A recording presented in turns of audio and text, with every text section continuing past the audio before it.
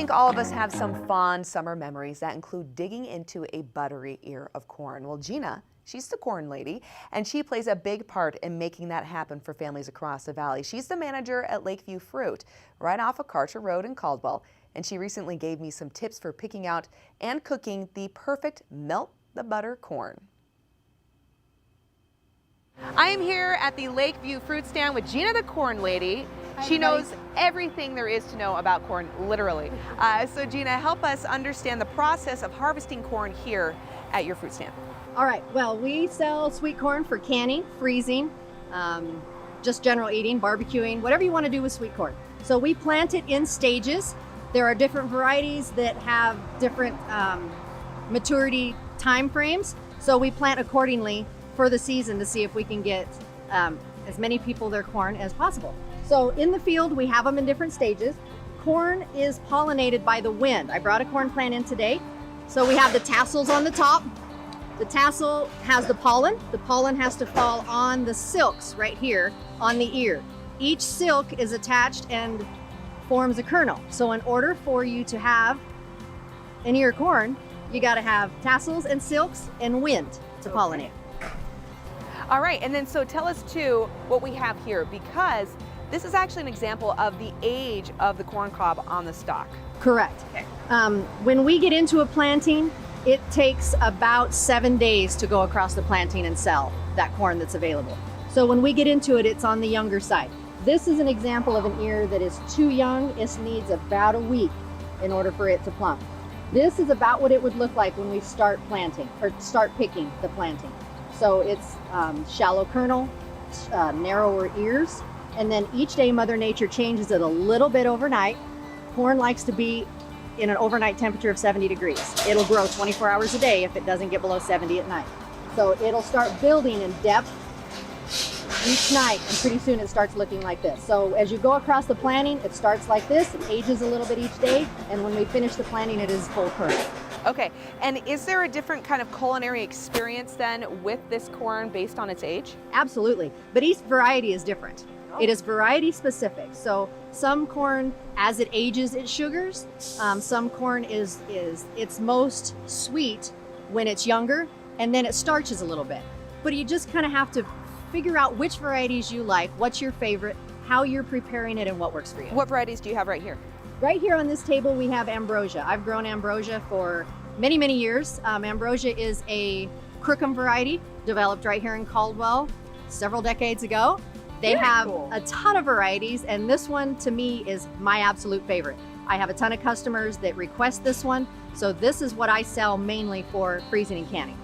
Another variety we have here at Lakeview Fruit that Tom grew before I joined the team is Lakeview 274. And as you can see, it is a little bit different in look. Yeah. This corn is bred to have a crunch, and it's an ultra super sweet. So you have a different experience with each variety, and then you can decide which one works for you, what you like best for what you're doing. Some people that just want a party corn for dinner may want a different corn than what they're going to use for freezing. You actually pick it. Absolutely. The day that you sell it. Yeah. I've built my reputation on fresh picked every day, and usually right here in this spot there is a pickup full of corn that the pickers have loaded in the morning, and then that's what we sell during the day. And then they also pick in the totes, which the girls are loading the bags out of the totes today. So it depends on the variety and how much we need for the day, if it comes in the pickup or it comes in the totes. Okay, so help our viewers though that do not have access to a fantastic fruit stand and somebody incredibly knowledgeable like yourself. We go into the grocery store and there's a mound of corn. Right. We want to make sure we're picking the best thing. So a lot of people pick it up, you know, you peel it back, you take a look at the kernels. No, don't want to peel it. You don't want to peel it. But how do you know what's inside? Well, I'll tell you. First of all, when you go to the grocery store, you want to look for local. Look for local, because when corn comes off the stalk, it starts to deteriorate a little bit every day. So if you can get corn that is as close to you as possible, that'll be better. It's not being shipped in from out of state and it's been picked for 2 weeks. So you want to make sure you're getting local first of all. Then you want to look at the freshness of the leaves. Are they nice and green? Are they, you know, they look young, they look good, or do they look like they've been kind of run over by a truck, you know, or burnt on the edges? Now this is a nice ear, but the sun, it's on the edge of the field. And then as the leaves get purple on top, that is an aged ear. Okay. All right. So based on what you're telling me, this then is an older corn. Correct. So would that probably look a little more like one of these? That's going to look like this one. Where Okay. this corn here, where it's straight edged, it doesn't feel plump. It feels more hard. You're actually feeling the cob. Okay. There's nothing in the kernel yet. Okay. So you're feeling that cob, which is what is indicative of this ear right here. Where this one was more full, Yeah. you feel it plump, Yeah, I that's do. going to be looking more like this one. Okay, so you can judge a corn cob by Absolutely, its cover. without ripping it back. Okay. Because if someone doesn't decide to buy that ear, most of the rip back ears go to the pig. Really? Yep. They go right into the trash. So you're wasting Absolutely. produce. So we know about varieties. We know how to pick our corn when we're shopping or where to go to get it completely fresh. How do we prepare it? What's your best way to do it? My favorite is actually just the old-fashioned heated up in boiling water. But one thing we want to be careful of with the corn, you don't want to cook it too long, because the longer you cook it, the starchier it gets. So a lot of people say, oh, I don't like the corn because it gets gooey. They cooked it too long. 2 minutes in boiling water. I usually turn the pot on, get in a rolling boil, throw the corn in, turn it off. Let it sit for a couple minutes, pull it out. And that's it. That's it. Hot enough to heat to melt the butter, right? Hot enough to melt the butter, because Okay. you gotta have butter. But I will say that my oldest daughter won't let me cook her corn. She eats hers raw.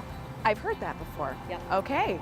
So not a lot that you have to really do to enjoy a fantastic corn on the cob. Absolutely, yeah. It My speaks for itself. pickers, we pick in the field, and we taste test as we go to make sure that the corn is the quality that I want. And then they sit at the stand and usually eat 2 or 3 ears Gina, just during the day. I want to say thank you so much because now I know exactly what I'm doing for dinner tonight. Exactly, fresh corn. That's right.